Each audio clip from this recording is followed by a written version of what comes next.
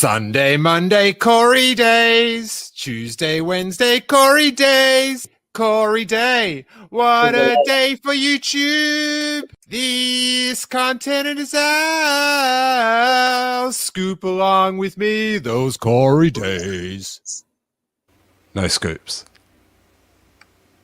Hey everyone. Welcome to the Steele Wars Hyperchat for the week. I am Steele Saunders. I do love Star Wars. Joining me is Corey Van Dyke. How you doing?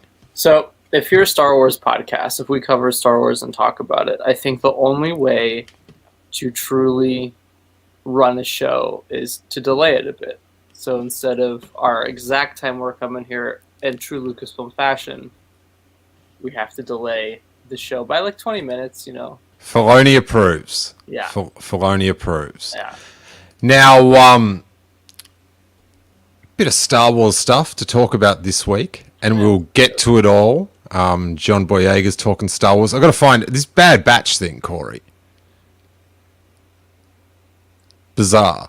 We've got an Andor clip. There's a lot going on, and I've done some Star Warsy things that we can talk about this week. Okay. But we didn't do an episode last week. Yeah. Because you bumped your head.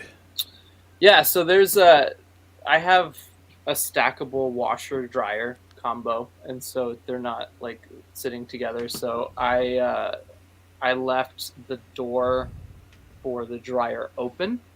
And I had just gotten out a rug, and I put the rug down. Should we just show the clip?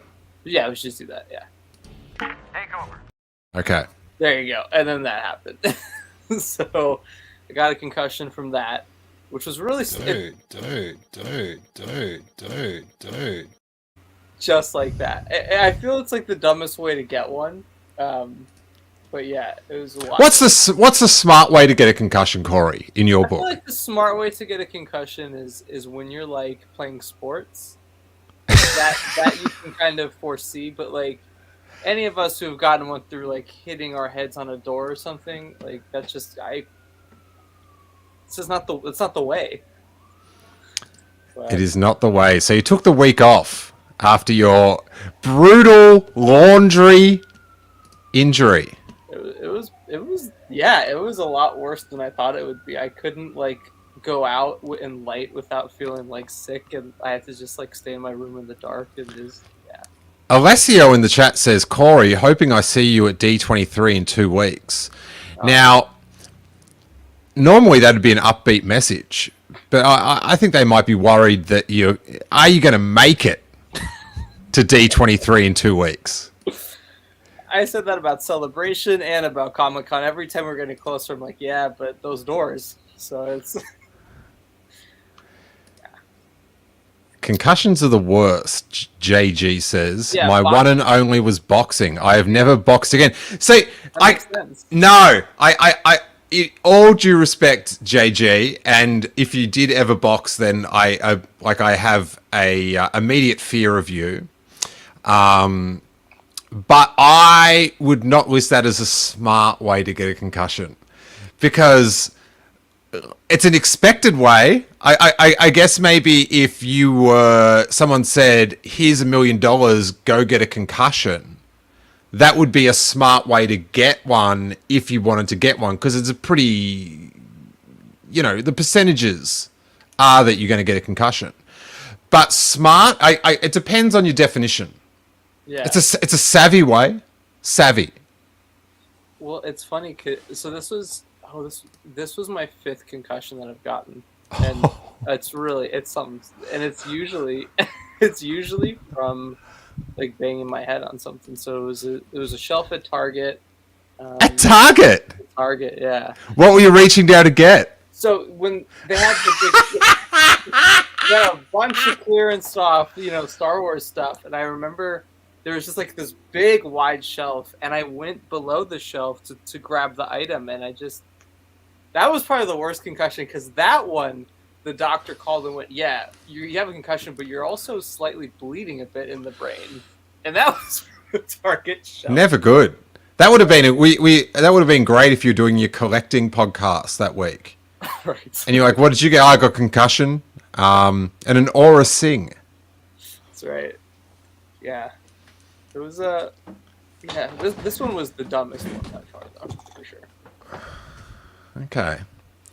I just watched a bit of that Light and Magic documentary. I hadn't seen it yet, and I had some spare having something on while I do work time. And have you seen it, Corey? I have not. What you're pretty into Star Wars. What you don't want to hear the old men talk about the models? Is that it? I genuinely forgot that was even on there until you just mentioned it right now. I don't know. I haven't gotten around to checking it out.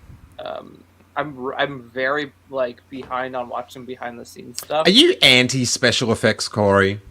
I am. I only want practical effects. So that's all I want.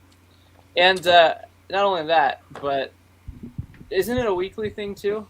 So I think it's all out though. oh, it's all out now. Okay. I feel like that might be the reason I didn't see it off the bat. I know Aubrey's big into ILM stuff, so we haven't. I'm assuming I'll see it with her at some point, but yeah, I don't know. I've not seen it. We'll see. Levi Bond says just stop by to say hi, hoping Corey doesn't die searching for action figures. I too, before this podcast, always hoped Corey didn't die searching for action figures. I hope he doesn't die doing anything. But now, after this podcast, I'm concerned he might die while looking for action figures. So it's a whole new level. Hey, I tell you one thing I didn't like about it that is ironic. At the start, when they show the Lucasfilm logo, they should show the faces of all the old ILMers.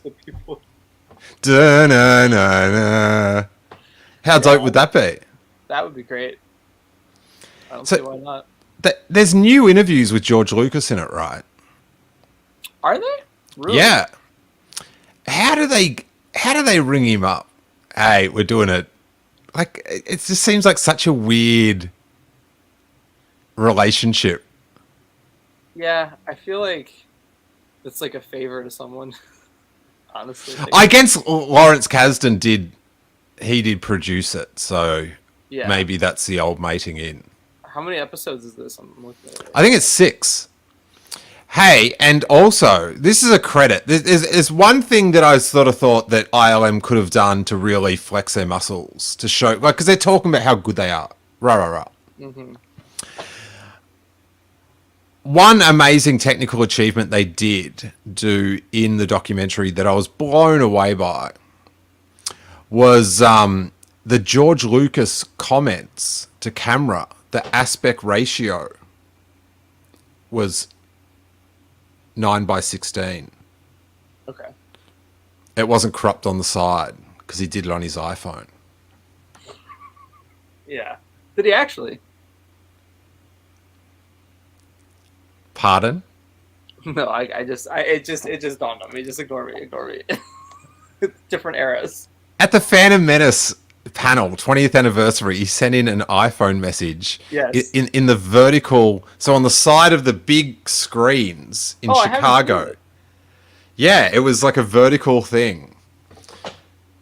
Do you know what I'm talking about? Like the aspect ratio. I genuinely don't know what you're talking about, but you know how phones record one way, right? Right. But if you turn the phone sideways, it's like a TV. Yeah. Yeah, so he didn't. He recorded it vertically. I'm sorry. I have a concussion, so I just kind of just zoomed it out there for a second. Now I get what you meant. Does everyone else follow? Is it? Am I the problem, or is it? Dude. Lucas Star Wars celebrate. I heard. Well, this might be off topic, but I heard George sent in something for the Attack of the Clones panel, and it was almost identical to the one he sent in for Phantom Menace. I think it was widescreen though. I think that was the big difference. All right, well, they're always just the one at the Phantom Menace panel, it was like no one thought to edit this at all. It's just so weird, so stark that this man made this galaxy and stuff, and then he's just in his backyard, just old manning it in his like off-brand Crocs.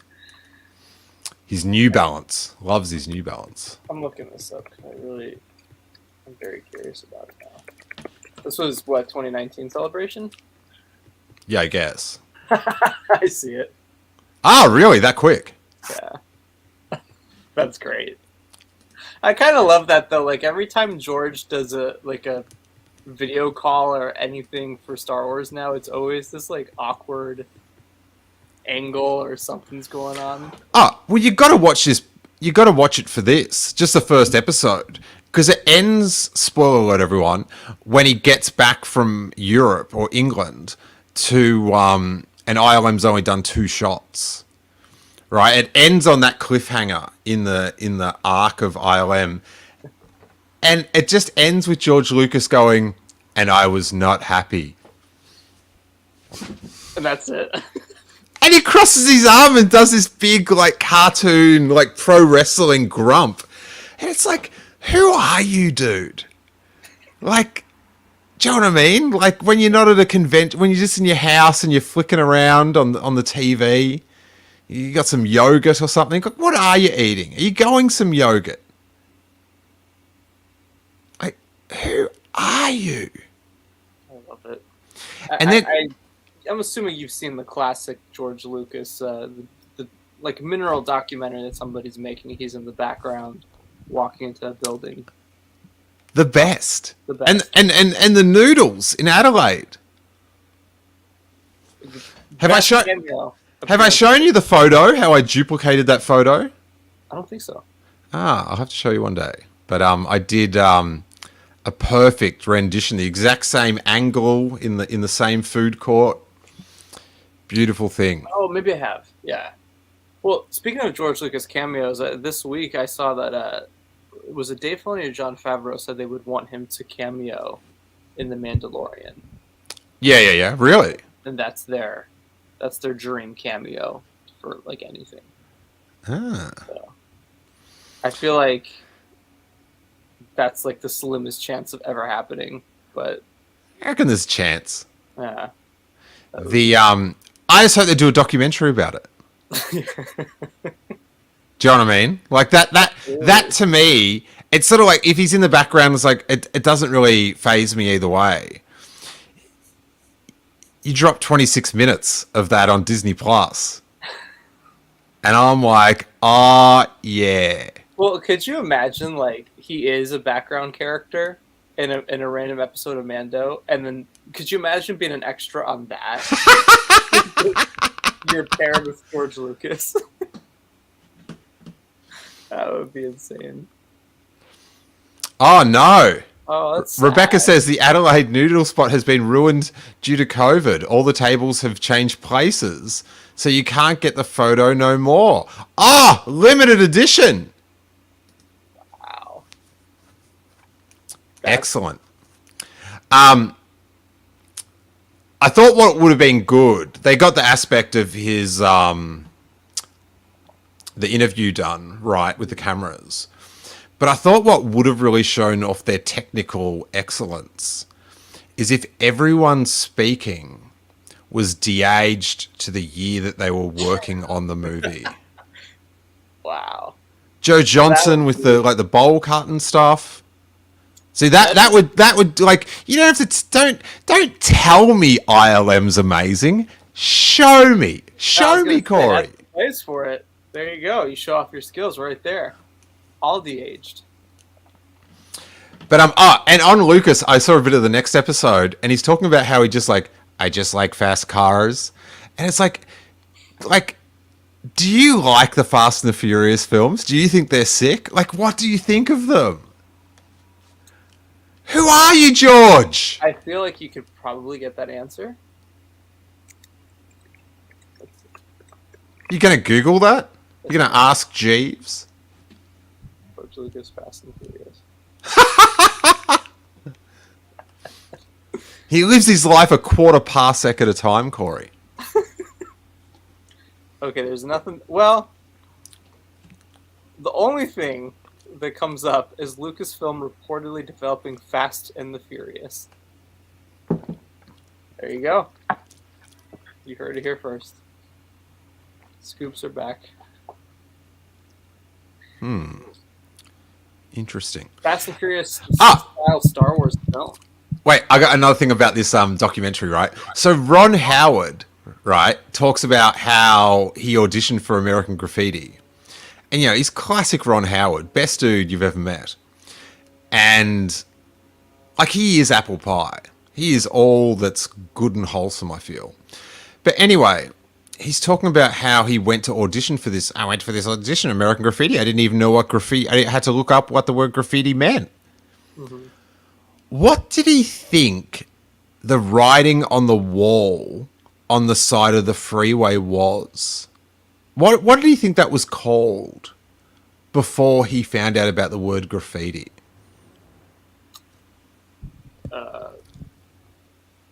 Street words. There's a lot of street words around here. Is that really what he called it? No! That's what I want to ask him. My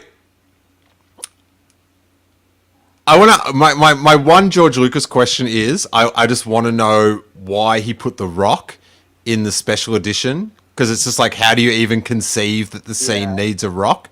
And to Ron Howard, my question would be, what did you call the street words? I think that's a fair question. I think the two questions you should ask would be that, and if he's into Fast and the Furious, and then you can honestly make a complete documentary on those two questions alone. Boom, done. Disney Plus. Excellent. I did like in it that, I don't know if, like, it wasn't loaded with, like, your Filonis. Right. Like, it wasn't people that watched other documentaries about ILM telling you what they saw in the other documentary. Right. So that was cool. But there was a tiny bit of... There was like a Favreau quote and a J.J. Abrams quote, but no, like, them... Like, I see some documentaries and it's someone that wasn't there saying what happened because they got told it. It's just very weird. So credit there. But... Listen, if you're going to pull in heads of people like to ask about Star Wars, doesn't matter what the topic, right? You've got to get McCullum. Of course. Yeah. Was he there? Nothing. Really? No McCullum, right? When it doesn't matter no matter what the topic, what world event, I would like Rick McCullum to give his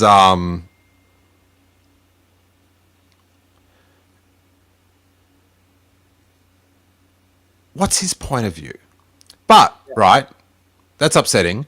But I am taking I'm making a documentary about you hitting your head. Oh man, that's a tall order. And I got Rick McCullum to speak out on it.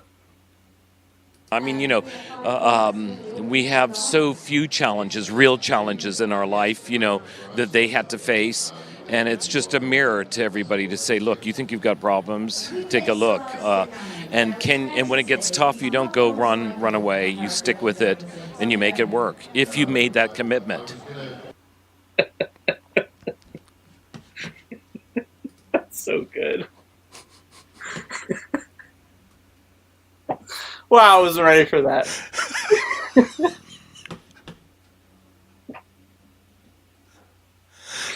Oh, that's art. That's absolute art right there.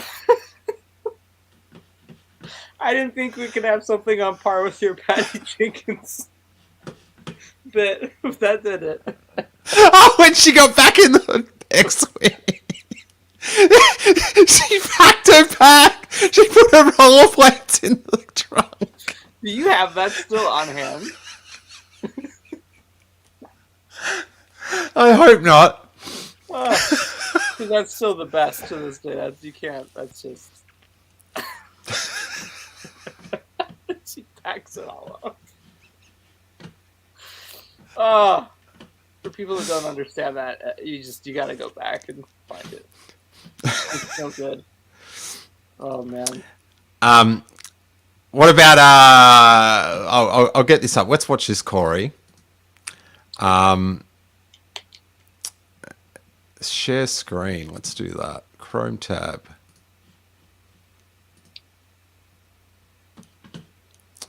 Obi-Wan Kenobi, A Jedi's Return, Corey. Yeah. How do you feel about this? We definitely had no idea this was happening. This is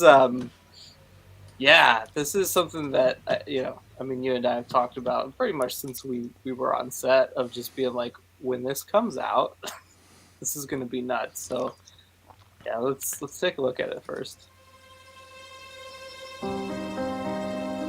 Oh, I remember clearly the first time I saw Star Wars. Hello there. It's a surreal world to be a part of. Hey, when Ewan McGregor walks along like this, Yeah. it looks like it's a pop-up ad on YouTube, and he's about to sell us Bitcoin, Yeah. the future It's a currency. surreal world to be a part of. Coming back to it after all these years was very meaningful to me. My first day on set, I shouted, "Obi-Wan!" I saw a hand go up. I too did that. But somehow that got me kicked out of the documentary, yet he's got a featured part. Yeah, removed completely. It's not what you know, Corey. God, he looks happy there.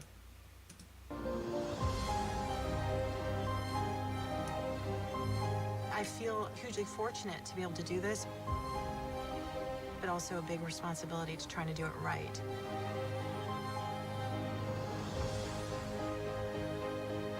Obi-Wan Kenobi is an iconic character. I don't think I'd imagined the scale of the series. It blew my mind. So many people have such an emotional relationship to the Star Wars. That music makes me want to buy life insurance. I got to tell you. This would do it. Yeah, if anything, this would do it. Galaxy. It's in everybody's life.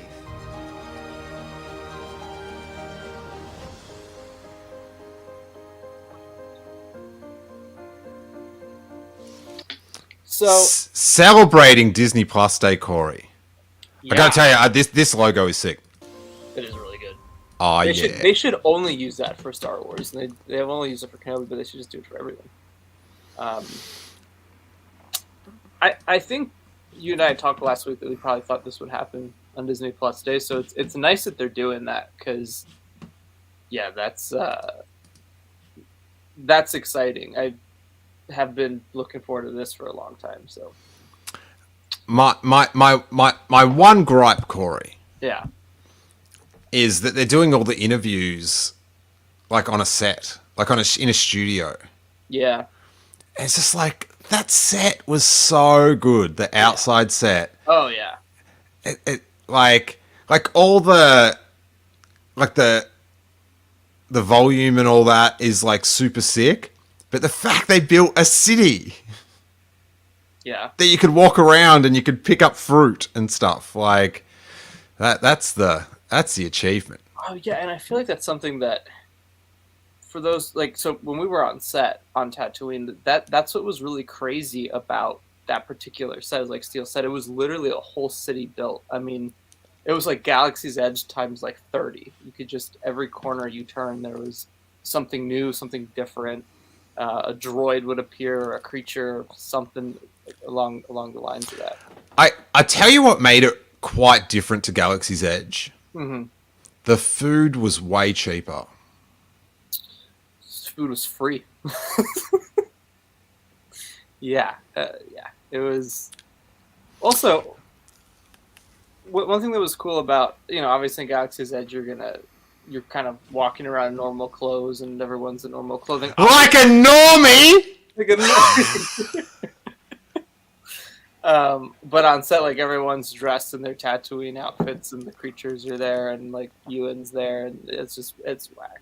But I hope that this documentary kind of showcases that city a lot and shows the details in it, because it really deserves to have a spotlight, I think. I would love, like, I'm fine. I'm just like at peace with everything because it worked out so well. It was just best case scenario. But I would love just one frame of me in the background, just to show how happy I was. Yeah. Yep. Well, I may well have a mask on. That was the thing. It was like even outdoors back then. Yeah. It was like soon as cut, mask. Yeah, very safe. Well, and that's the thing is like a lot of people, like, I don't think we've talked about this before, but Steele and I feel like the last year before Kenobi came out, we're always like, what if we get cut? Like, what if we're just not like in any shot or anything? So the fact that thankfully we were in a bunch of shots in the show is like good enough. I find myself asking the same things now of if we'll get any shots in there, because it would be really cool just to see like you and I in one shot. Just, I don't know. It showcases kind of what it was like to be on there. Yeah, because I just like, you've just got your memory, which I actually stood there and tried to like, remember this, remember it. Hey, but so they've got those bits where they're like watching Star Wars on the volume. Mm-hmm. Imagine that was your day on set and you're just walking around. You're a bit lost. You've bumped your head per se, maybe. And you just walk into the studio and it's the volume. And it's just like Ewan McGregor watching Star Wars by himself, just standing there, smiling. and then, right, at the back of the room, there's like one other person. When the lights begin to dim and we go somewhere we've never been before. Yeah, I knew that was coming up. That'd be creepy. I don't think I'd know what to do. Do I leave? Do I stay? Do you know what I'd think? Do you think you've got problems? Take a look.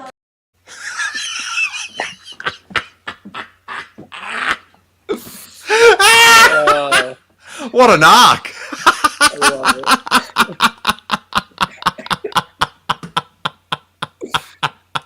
Was this a clip you just found specifically for this week? Well, I tell That's gold. That's gold. Because I was watching it and I'm like, I wish Rick McCallum was in this. I admire his vigor. And so I looked up a Rick McCallum clip and it was just so perfect. So here we are. Yeah. What about, let's watch the Andor clip. I'm guessing you've seen that. Mm-hmm. Yeah. All right. This thing is Steele from the Empire. Hey, little shout out. Some Skarsgård action going on. I think I said this last time, for those of you who don't know. I love Stellan Skarsgård, like one of my favorite actors, so this is just like still mind-blowing that he's in the show. So which is it? I know big sets are game. I know you bribe quartermasters to leave valuables on the ships before they come in with scrap, but this isn't that. This isn't something that I'd pass. No. I went in and got this myself. How? How's that possible? It was sealed on the Imperial Naval Base in Steergard. Look, you got the money, I got the box. What else is there to talk about? I'll give you another 1,000 credits. That's Corey after a big eBay transaction. That's right. Tell me how you got it. Another 1,000. Done. How? You ruined the scene. You just walk in like you belong. Takes more than that, doesn't it? He's talking about the Funko booth, Corey. Yeah. You just walk in like you belong.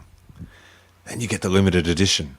Steal from You the know, it Empire. works, What do honestly. you need? It turns out. A uniform, some dirty hands, and an Imperial toolkit. They're so proud of themselves. They don't even care. They're so fat and satisfied. They can't imagine it. Can't imagine what.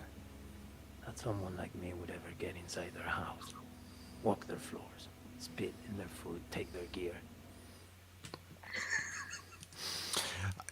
Like, I'm gonna have to take a anti-Andor stance on this. Okay. I don't know if it's a healthy mind that is continually thinking, imagining that someone's spitting in their food. Like, That might start a trend. no, I just think it'd be like if you're always going, I think someone spat in this. Like, I think people are going to start judging you. But Yeah. regardless of your weight issues or your satisfaction level, I really like that clip. it's the shit.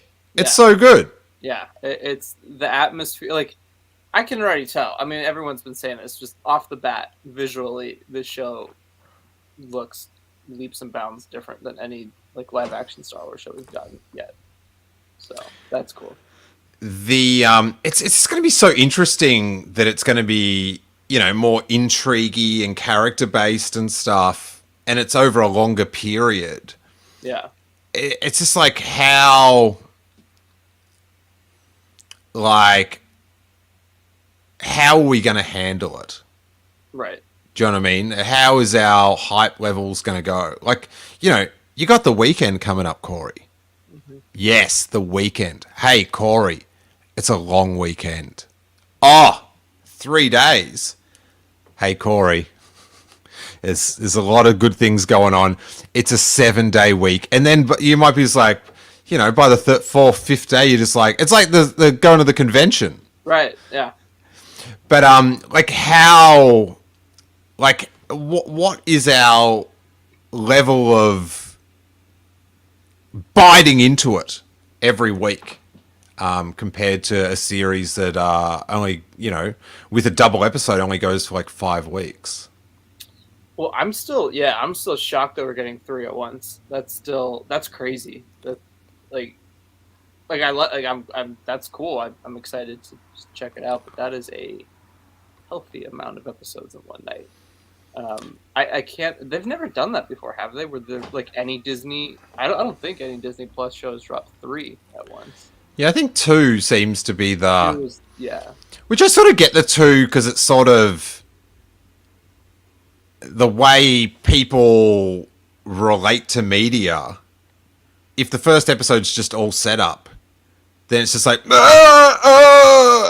they can't handle the pace. So putting 2, but I don't know. I thought the 3 was to catch it up in weeks because they held it off because of the dragons and the lords, the rings. Mm-hmm. Yeah, man. I don't know. I think that makes the most sense. I got why they did Kenobi with the 2-episode thing because they had Celebration showing both episodes. That made sense. I do wonder if they're going to be dropping the Andor episodes at midnight or if they're going to be doing it a couple hours prior. Because I know when they drop, I've noticed when any show drops like 2 to 3 episodes for streaming, they usually drop them a couple hours before midnight. So I could see that being the case. Rick Villanueva in Chicago. That chicken place in Chicago. Oh my God. I've heard all the rave about it. I haven't actually been though. Rick, what was it's a guy's name like Henry's or something, but a little bit of bread underneath at the end, a little treat. Love it. He says, did you see the pic with the pod racer engines? I did see the pic, but I think they're just engines. Like, I think that's just engines. Because, like, when you look at the Naboo Starfighter with the pieces taken off, like, and even like the cross-section books. Yeah. It's Harold's Chicken. Harold's Chicken. Harold's Chicken. Ooh. Oh. Yeah, I remember everyone talking about it because I grew up in Chicago and I never went for some reason. That sounds good. Nicholas is with us. First time joining the live stream for absolutely ages. Steele, the backdrop is looking great. It's actually everything in my life is on pause at the moment, including fixing this up, because I'm trying to finish this big project for my shop back home, and it's taken 8 months, and I'm getting close to the end of it. So I'm just like, this is like a holiday from working on it, Corey. So right now. Yeah, this is like a 2 hour, or hour, how long it is. I'm glad you provide the holiday time. Oh, this is my big this is my mental health hour, Corey.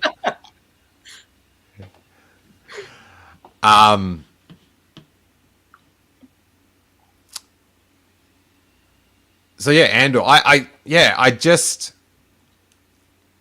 don't know. I'm just really interested in like everything I hear about it. It just sounds delicious. It sounds very good. Yeah. For a bit more of a slow burn. But yeah, what is that going to be like to watch it, like a 12-part live action TV show? I feel like it's important to also have those shows that do have the slow burns, because I feel like you get, and I think Tony Gilroy's talked on this too, but you get a lot more of the sort of drama, the drama genre of a TV show, whereas like obviously, and it's okay, everything's different. Obi-Wan was more like fun, and that's awesome, and same with Mandalorian, but this definitely seems to be a lot more serious in tone, kind of like Rogue One was very different from anything else. So I think it's good that they have different genres of shows in Star Wars so that it's not always the same thing repeated. I think even the stuff with Mon Mothma that they've been teasing sounds really cool. They said she got married when she was like 16. I don't know if that's like a political thing in the show that they're going to bring up, but that's something that I guess they're exploring. She got married when she was 16. Yeah. Interesting. Hey, something I never hear anyone talk about. What about this Admiral Raddus? You reckon we're going to get him? Oh man, yeah, that'd be great. I feel like that's season 2. I feel like season 2 is where you're going to get the most connection to Rogue One. I feel like this season is going to be very much like centered on Cassian's upbringing and how he decides to join the rebellion. His pre-Raddus years. Yeah. Praddus. I feel like you got to see Raddus at some point, right? Oh, it'd be so good. He's big and blue. What else that's perfect. That'd be in Rogue One that'd be a big nostalgia pop. Hey. I already feel like, even with Saw being there in Mon Mothma, it's weird. I feel like we're back in 2016 every single time I see these interviews. Have you seen Diego Luna talking about Jabba now? Oh, he's back on that? He's back on that. Actually, Rick, I tweeted this out the other day. There's a video of somebody asking him about it, and it's really funny. It's on Rick's Twitter, if you can pull it up. It's a gold standard video. I mean, it's like literally maybe one of the best videos of all time. Lisa Pasquale says, Gilroy said no fan service in Andor. Have I ever said that I hate like the word fan service? I don't know if I've said that before, but I just like, I don't know. Like it's all. Do you know what my word is like that that I just hate? Yeah. Law. The law. It just. Yeah. Like it even rhymes with bore. Like it's just it doesn't have. It's not a fun word. It just seems like rules. Lore, fan service, and there was one other one that always. There's more to that. I think he's saying about the no fan service in Andor. I'm sure. I'd read something where he said like, characters will come back, but it's for a purpose, sort of thing. So if it's for a purpose, then it like depending on your definition of fan service, but fan service is more like Ponda Barber bumping into that guy, and it's just like Like, not only does it have nothing to do with the story, it seems unbelievable in the scope of the established canon. So it was just like, you did this silly thing that doesn't really make sense. Like, you're going to make a book of... great, thanks. Yep. After that, after Ponda Baba and the Doctor were on that planet, they then went to the Harlequin, the Galactic Star Cruiser. That's right. For a vacation, and then they went to Tatooine. That's right. And that's why they were so grumpy, because life on the Star Cruiser was so good. Or they lost a lot of money paying to get in. So, yeah. Hey, so what's happening with these animated cartoons? Don't tell me about the non-animated cartoons. Just tell me about the animated ones. Like, thank you for that clarification. I think, I don't know, man. Like, to me, and this is what I said last week, I really feel like this is the way Disney Plus is structured. Like, who'd you say it to last week? Right. Yeah, see? You said it to the fridge. That's right. I thought actually we recorded a podcast probably because I was in such delirium. I reckon if you just tilt that camera a little bit, there's like one of those old style long mops in the corner with headphones on and a like little Snoke Theory sticker on the front, and you do a little bit of private podcasting with me. That's right. You're my mop. Yeah, no, I think Disney Plus is structured in a way where they don't have set dates for anything, but wait until subscribers are like... they've got a set date for my bill every month. Oh, yeah, that's just joy for them, but... Or at least the person that pays for it. Their bill, not mine. True enough. I do think it's weird that, like, there seems to be, like, no commitment to a date in the fall. Like, I don't know, man. It's strange. Streaming is strange in general. Like, just the way any streaming service runs their stuff. Like, HBO should be a... Is it that weird? Like, you make something, you say, hey, we've made it, we're going to put it out on this date. Is it like, does it have to be that complicated? It shouldn't be. I agree. I don't get why it is. But, like, I would love to hear the breakdowns from somebody at Disney about the logic behind it, because it's strange. I mean, I remember, for Star Wars films, right? Like, it was always exciting having a date locked down, even a year prior, because it was just exciting knowing that, like, we were getting closer and closer to that date. Anytime it's like spring or summer or fall, there's just like a general ballpark for it. I feel like it makes it a little bit less exciting on the ramp up to it. And that's something that, obviously once marketing starts, everything gets exciting, but I do think you lose something in the fact that, like, you just don't know. It's this weird fall 2022. It's going to be somewhere in there. And then I guess on a Disney Plus in Spain, I think it was, there was a date listed for Bad Batch of September 28th. So that was never a confirmed date. Now, they did this before with the final season of Clone Wars. There was a leaked date that came from like Disney Plus Germany or something, and that wasn't accurate. So I think on Disney Plus Day or D23 we'll know the dates for that. But it's strange, man. It is really weird. Always sort of guessing when these things are... Well, you've got to think that one's a Disney Plus Day announcement. Dude. Because, like, D23's more the other... live action stuff, yeah. And parks and, wobbly things that do this. Like, they got new ones of them coming out, I hear. So, that's exciting. I think at D23 in 2019 they had a little bit of a Clone Wars segment, so it's possible, but I do agree that Disney Plus Day would be the one to probably announce that. Oh yes, I have to say that Aubrey got me this really cool shirt today. I really dig it. Got classic Kenobi right there. Best scene in the show. Aside from a certain Ajax citizen apologies. And of course Aubrey's scenes are... Dude, I'm the first person in Star Wars live action to shoplift. No kidding. I'm waiting for your shirt designs, man. Like I'm waiting. This project, mate. This project. It's killing me. This project needs to be done. Oh, dude. All right. Alessio here's got a super chat going. Thanks, buddy. Bad Batch Season 2 should drop all at once over Christmas to allow for a better received season. 0 complaints of filler episodes. And to ensure it still releases this fall. Okay, I'll just finish it. Disney Plus doesn't need everything to be weekly.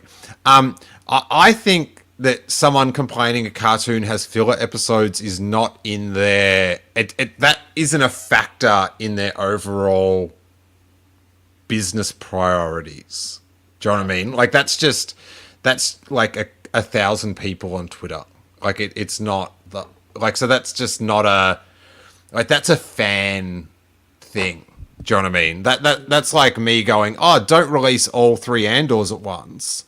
Yeah. Because how am I going to make my videos? And it's like, that is such a fraction of the audience. But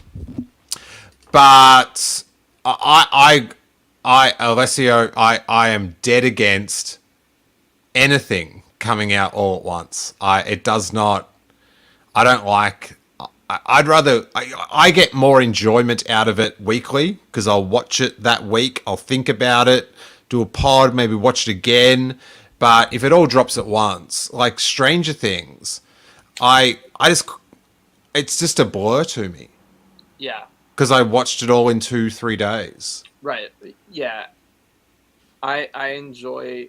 When things are airing, I do enjoy the weekly model more because I feel like it gives each episode its own room to breathe and its own like spotlight too. I know for sure if like Mandalorian season 2 all dropped at once or something like that, you'd have so much lost in that because you get to the Luke moment and then that's all people will be talking about. So it'd be a race to it. Not that Bad Batch is going to have... Yeah. But even with, like, the appearance of so-and-so or who's-he what, like, it would sort of... Like, you'd feel... Like, there's just the pressure to, like, I've got to watch it all, and, like, it's a bit much. But again, that's a fan issue. But, I wouldn't mind if they dropped, like, 2 episodes at once of animation. I think that might work a bit better since the episodes are shorter.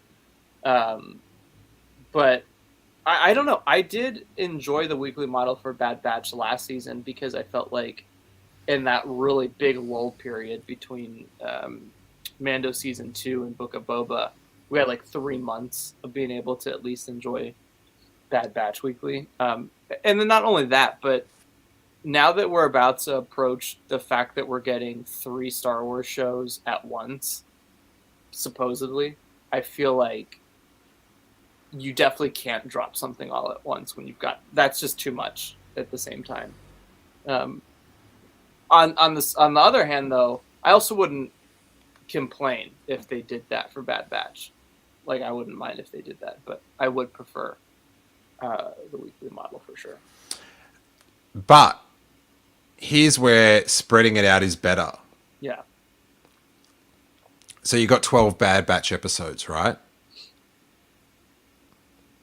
So just 16. 16. All right, so let's just say there's 4 months of episodes. Yeah.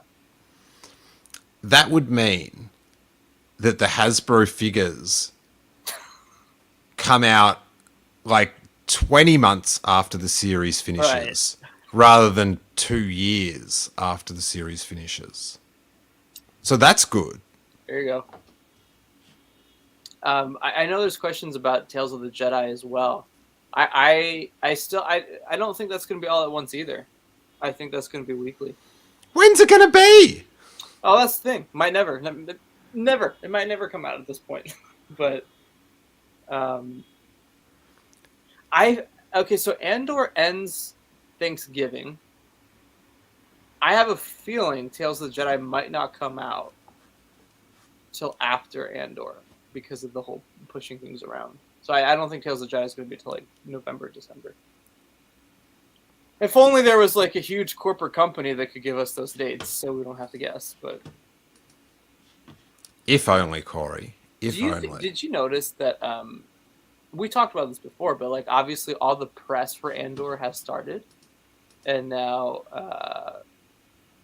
because you can't you can't change press dates and everything. But it's always so interesting when like product comes out early or like press comes out early when something's delayed, because it's just how does that work in terms of generating hype? You know what I'm saying? Like when it's so far out. Like, I wonder if they take a hit from that or not. Well, I think they just hold up a lot of the press. But like a magazine and stuff, they can't. But I feel like I've seen a lot of interviews this week. Yeah, maybe that is all just like it's coming out at the normal time.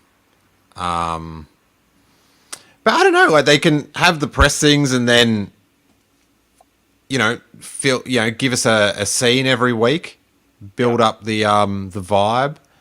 But what merch is coming out early? What is this phenomenon?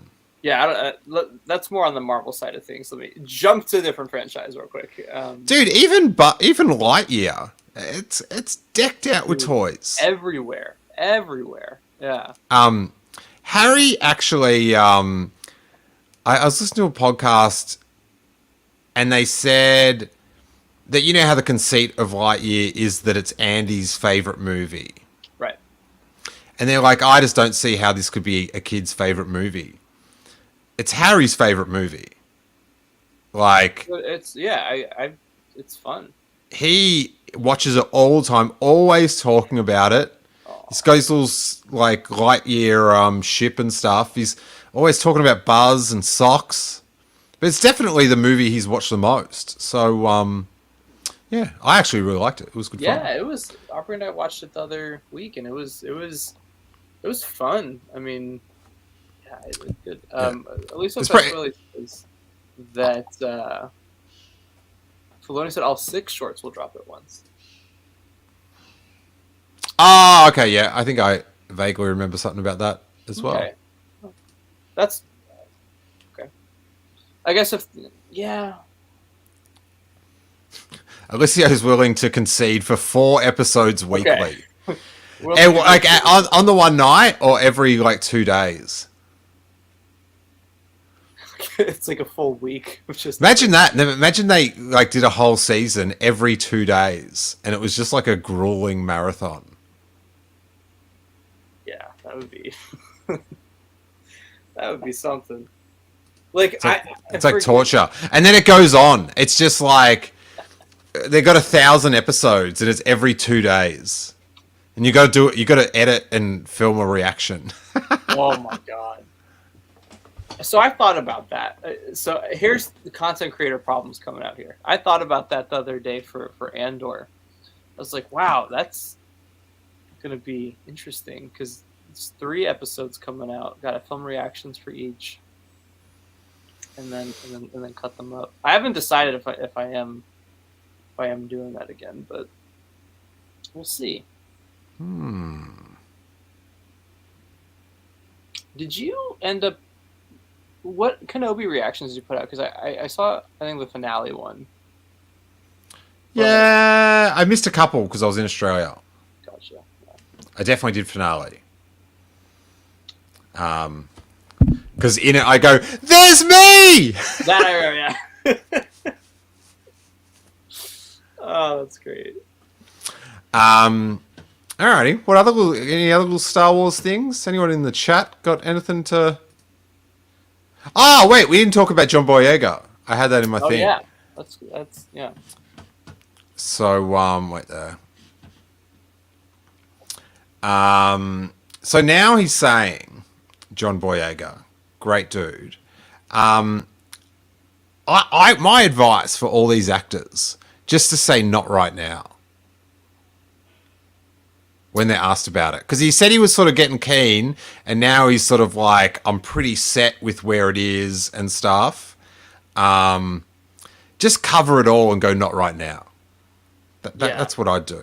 No, honestly, like, it's funny because everyone's making it a really big deal, and anytime any Star Wars actor has said, "I'm not coming back," honestly, you could make a funny, I think, video montage of the amount of times people say they're not coming back and then they come back. So, I get for John though, there's a lot more there than a lot of the other actors. There's a lot of very valid issues on his end, so I totally would respect if he didn't.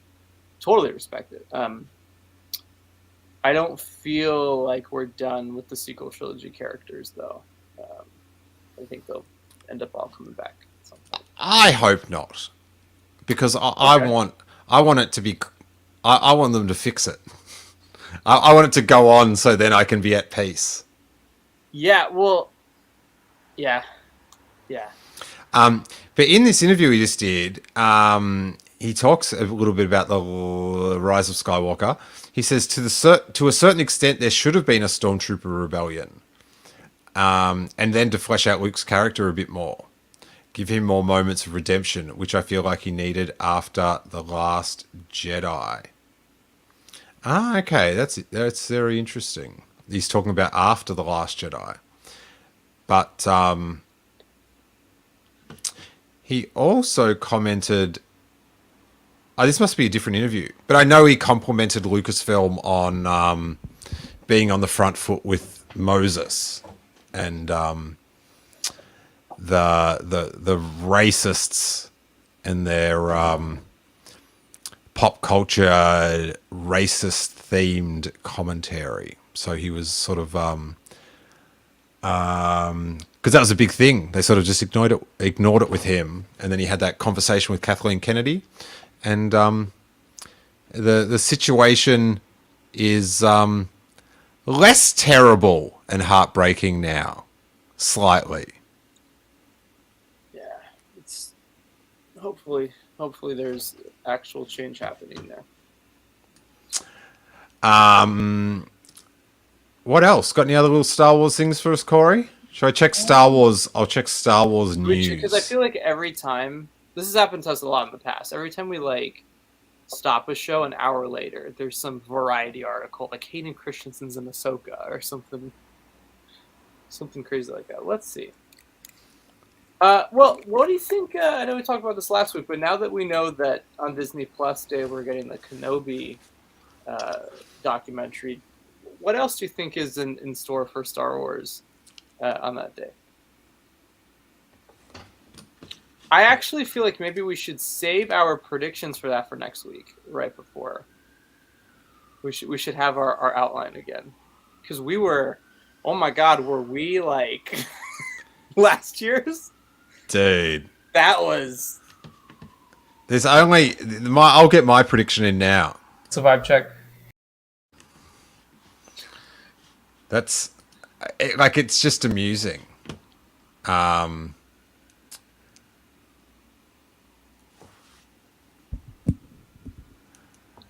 Ground Animation says, really hope they do a Disney gallery for Bad Batch. Yeah, I totally agree with that. I'm disappointed that we've not gotten any behind the scenes really for the Clone Wars or Bad Batch or. I wish we were getting a Disney gallery on Obi-Wan Kenobi. Do you wish that?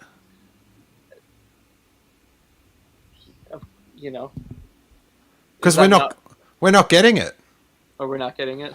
We're getting Obi-Wan Kenobi, A Jedi's Return. Right, yeah. What was it called? It was Disney Gallery, The Mandalorian Gallery. It was something crazy. Oh. Alrighty.